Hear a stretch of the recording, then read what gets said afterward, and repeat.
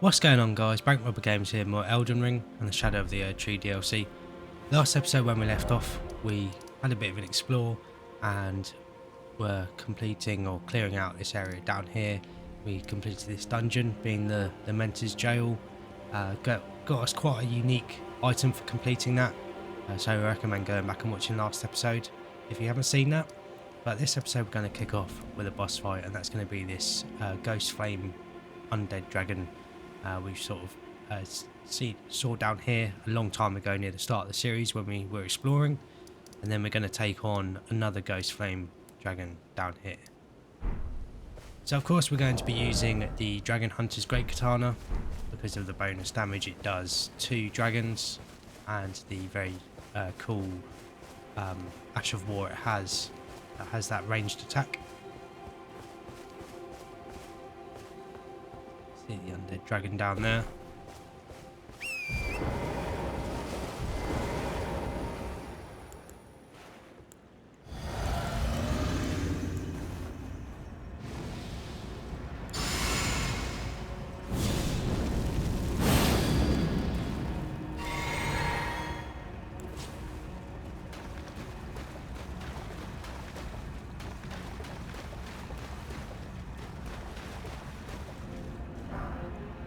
Looks like we've got a great katana as well, which is the only other weapon of the same sort of type that we've got in our hands at the moment.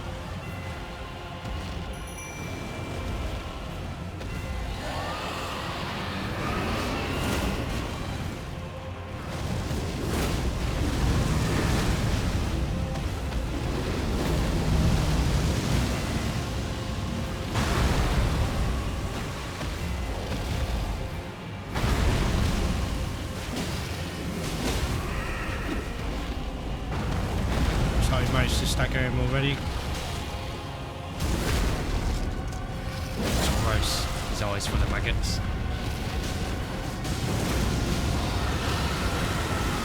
No idea what's happening. Not sure how much use our Spirit Summons being. I might switch back to Black Knife Tish just because he is very sort of consistent and reliable with the damage he can deal.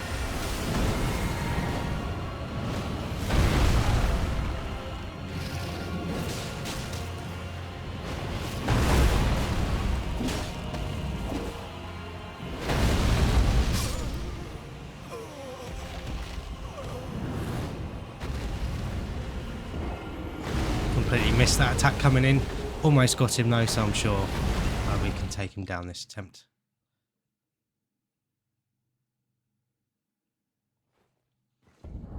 I'm going to switch back over to Black Knife Tish though.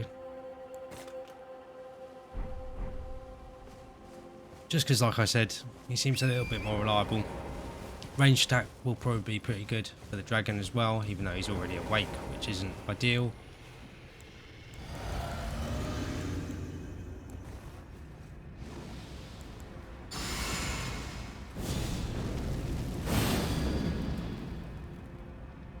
Obviously he has got the Destined Death as well.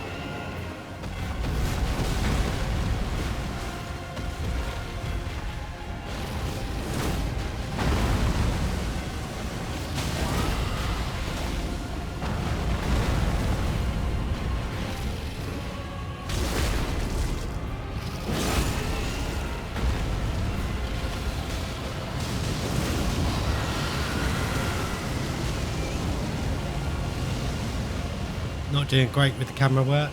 Hopefully we're doing well with the fight.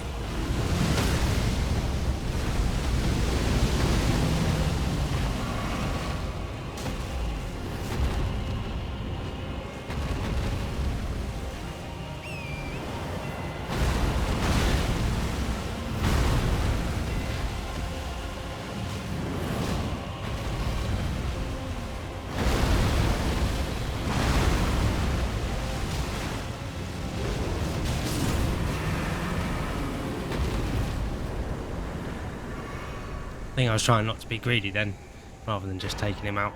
So we did get a dragon heart and an ancient somber smithing stone. Very useful items. Something else crossed off the map. And there was another one down here in the Cerulean coast. See if this guy's any more difficult or maybe about the same. Give you guys a good idea of when you should come down and take this guy on.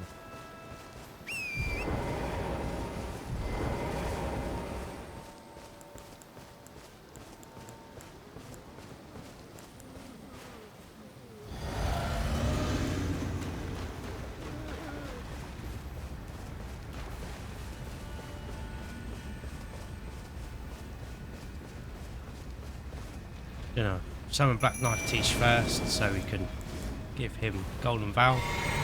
That's if he doesn't run off.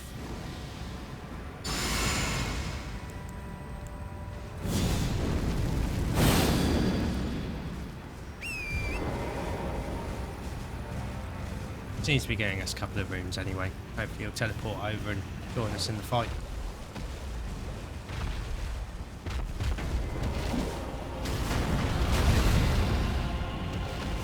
Good start.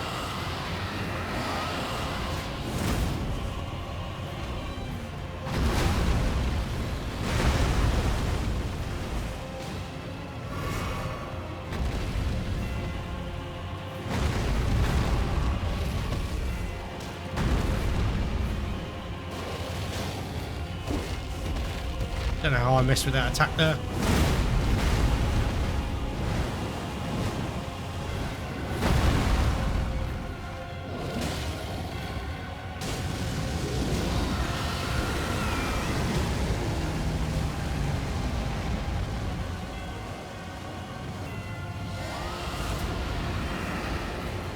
No idea what they're doing.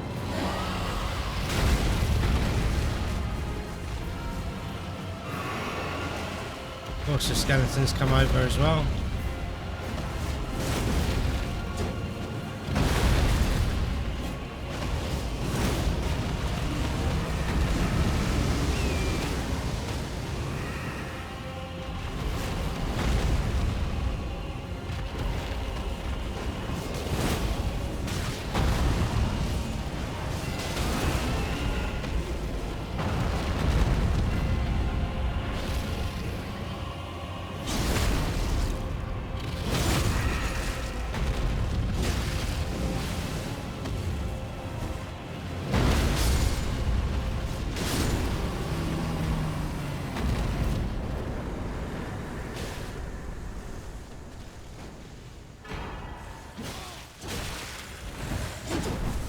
And they dropped another ancient somber smithing stone.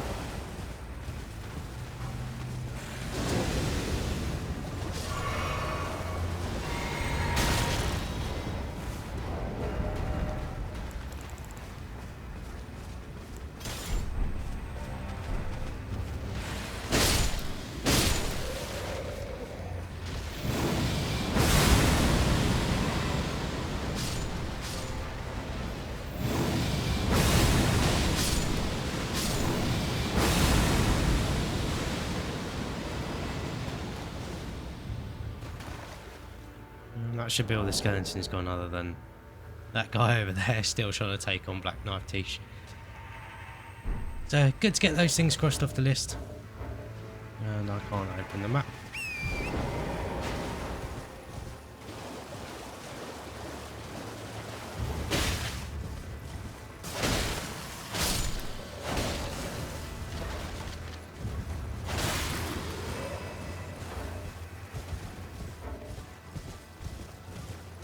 who I'm still in combat with.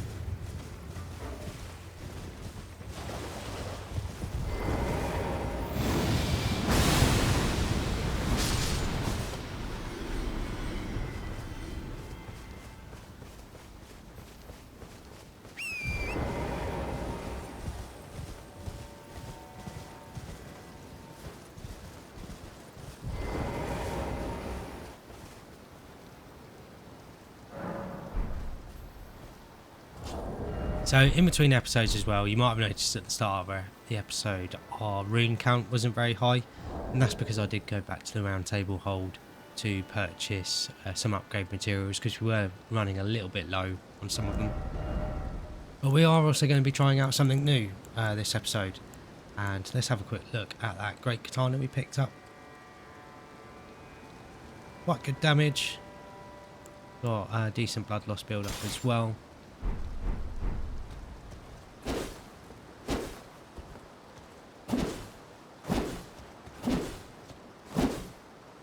Got same move set as the other great katana we picked up in the dragon hunters.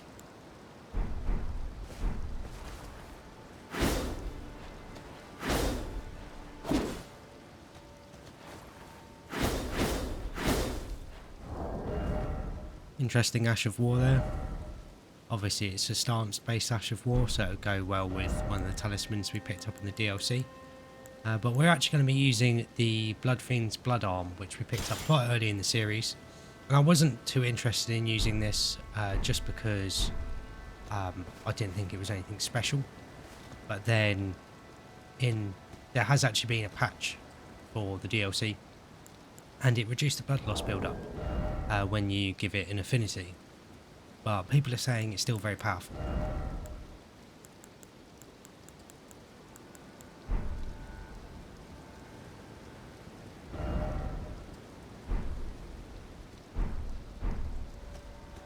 So when you use a heavy attack, you also have that blood AoE, and you also get a charge attack, but no other attacks where you slam the ground, just those, just the heavy, basic R2s. You get that blood AoE, and that also causes bonus blood loss build up. So we're going to take advantage of that because apparently combined with the relatively high blood loss build up, it used to be 205, then got nerfed and is quite a lot less. Obviously our stats aren't optimized for this, so you could get even more blood loss build up with it if your stats were better optimized, and also if you had the weapon fully upgraded to level 25, you should get another couple of points of blood loss build up, because if you give it a bleed affinity you do get that arcane scaling, but we can't make the most of it with the way our stats are set out. Just gonna switch over to the Taker's cameo to get some HP for any enemies we defeat, just because you do rely on trading quite a lot of hits with this build from what I've seen, but we are also going to be making use of the Ash of War, the Royal Knight's Resolve, and this improves the damage of your next attack by 80%. So that combined with it being a heavier attack with blood AoE and blood damage on the weapon, mixed with some talismans that you can equip. Obviously you can optimize this a little bit better. It should still be pretty powerful even after the nerf. But now we can make our way finally to the Fog Rift Catacombs and see what it has in store for us.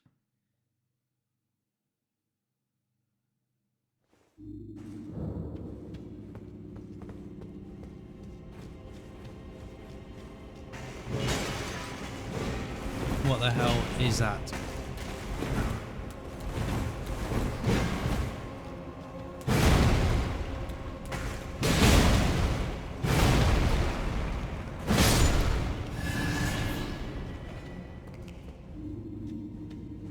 No idea what that was. Nice to know they're introducing new imp type enemies. few of them around.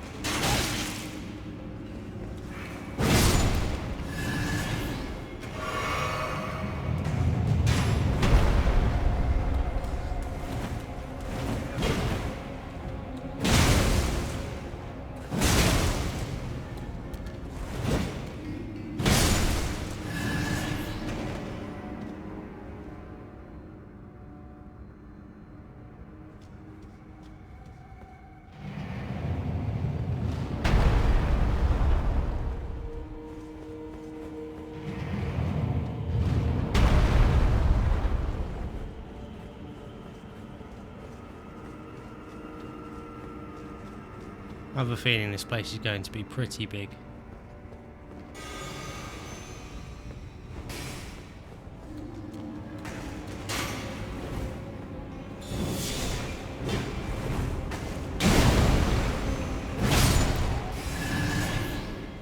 You can see the damage difference there, and that was on a rolling attack as well, so they do less damage, but it still did a lot more than our basic R1.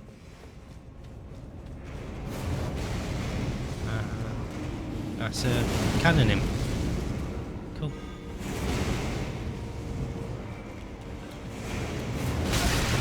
And there's another one. Just there. Camping in the corner. I'll meet you guys back down there because we weren't too far into the dungeon.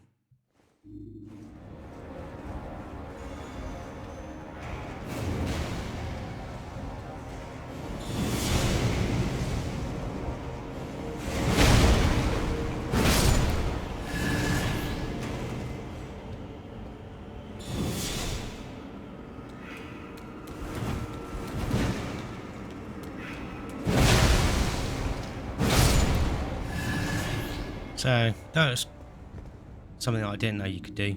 We hit him with the blood splash, but not the actual weapon, and it didn't use up the Royal Knight's Resolve Asher War buff that we had. Another cookbook there, and that's a red lightning pot.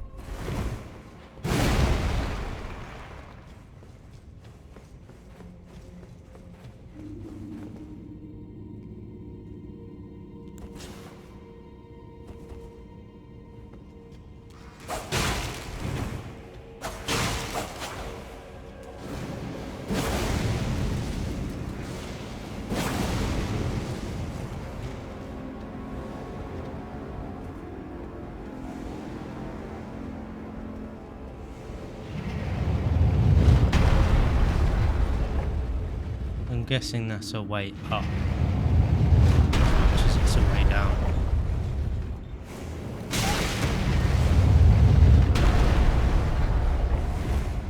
Almost rolled down the bottom then.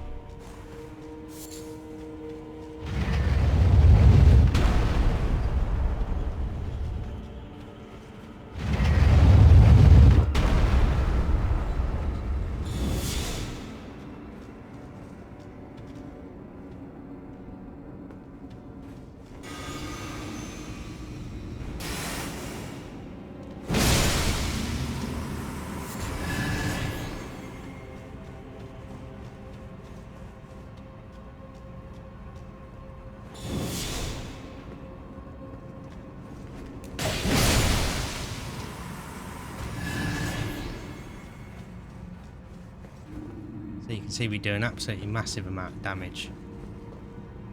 Just one hit.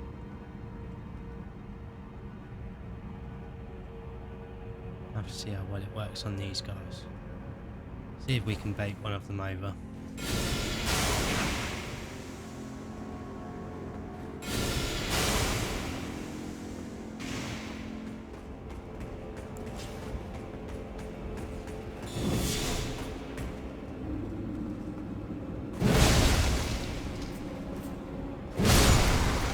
No idea how he didn't see me.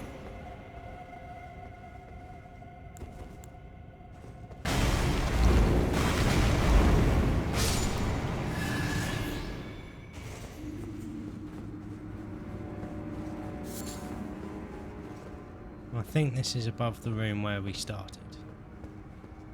First main room that you see when you walk into the dungeon. I'm guessing this guy is a setup for an ambush. Yep.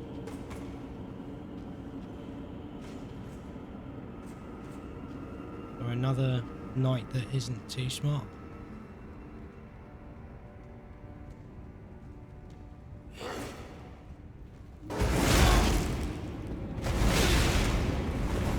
Through the wall's a bit cheap.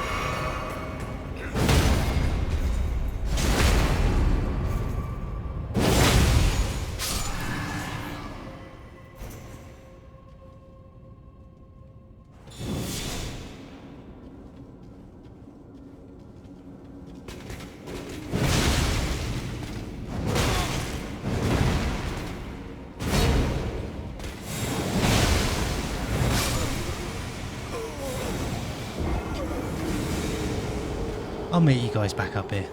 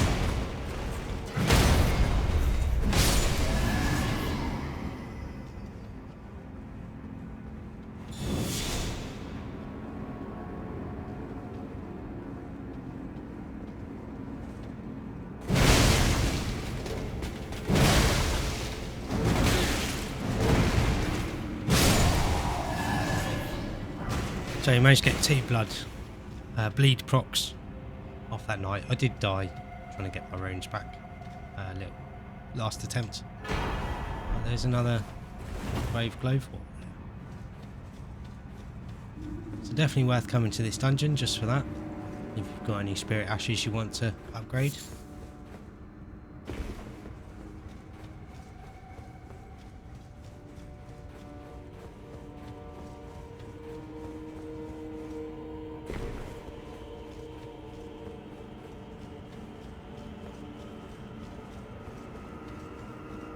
Going completely the wrong way.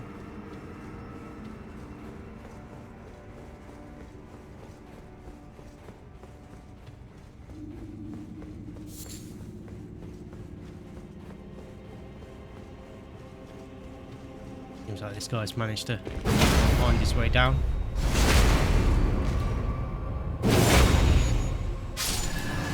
And in my previous attempt as well, I did also manage to pick up a lizard greatsword.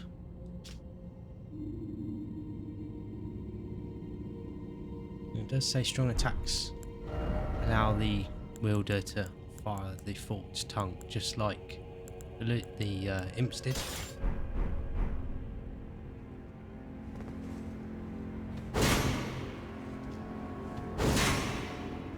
Not sure how powerful it is. Might mess around with it, but I want to test out the Blood Fiend's arm a little bit more, and then we might even manage to pick something else up new.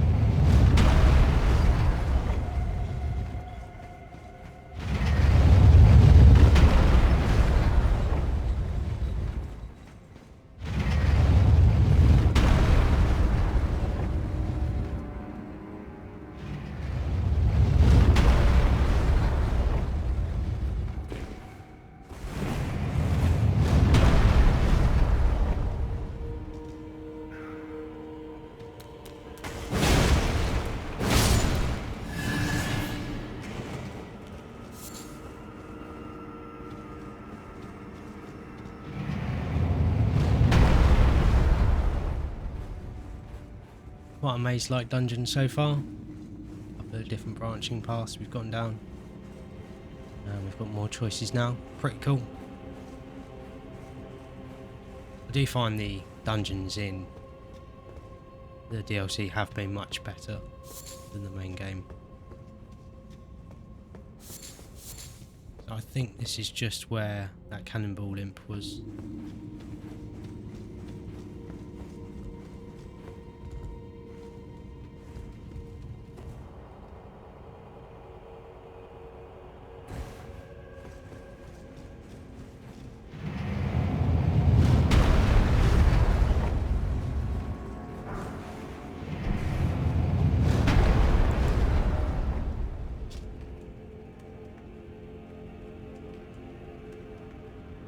So it seems like we've got another stronger version of lightning grease to apply to our weapons there.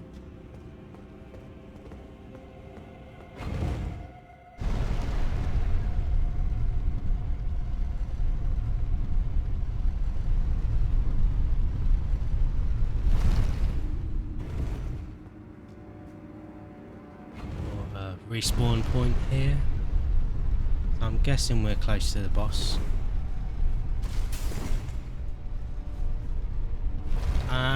And of course I have to fall down. Oh dear.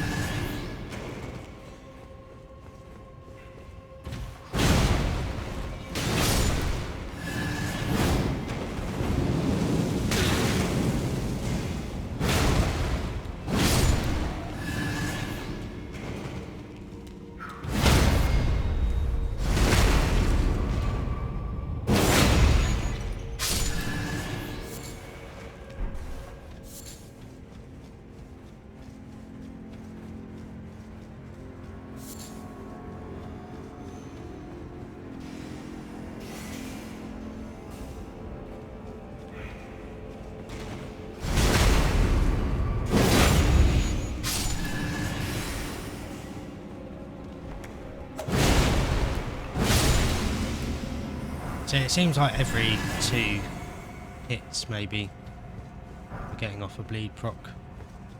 Sometimes 3, which isn't very many at all, and then that obviously improves our AR with the Lords of Blood exaltation.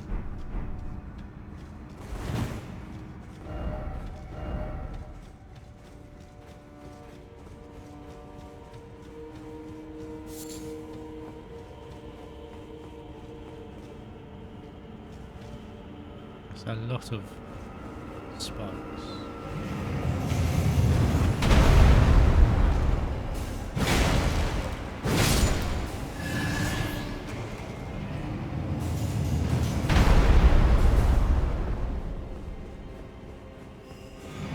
There is a drop down there.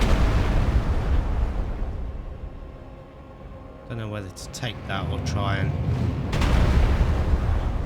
get to the front first. I think if we get to the front, we can take this guy down and have a good look around this hall.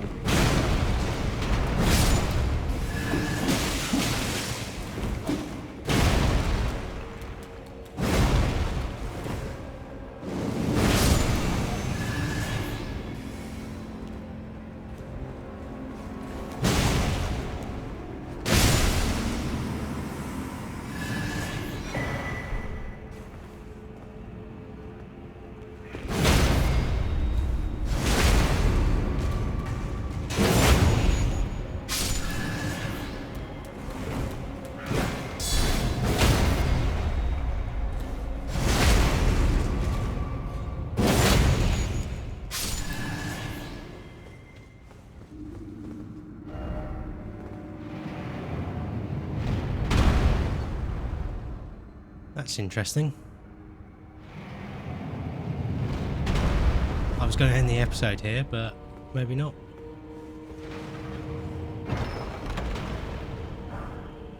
Ash of War Blink Bolt.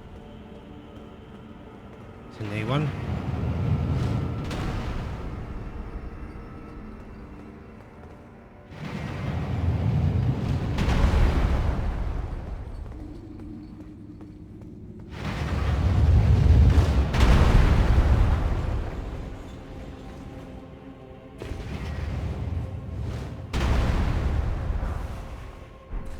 Stone sheathed sword.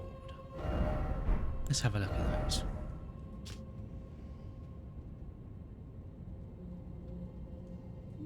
So that seems like another sort of dodging type ability. Hasn't got a follow-up attack from the looks of things from the FP cost. But I'm guessing the fact that it coats you in lightning means that it does do damage. But other than that, it's probably just like Bloodhound Step or something.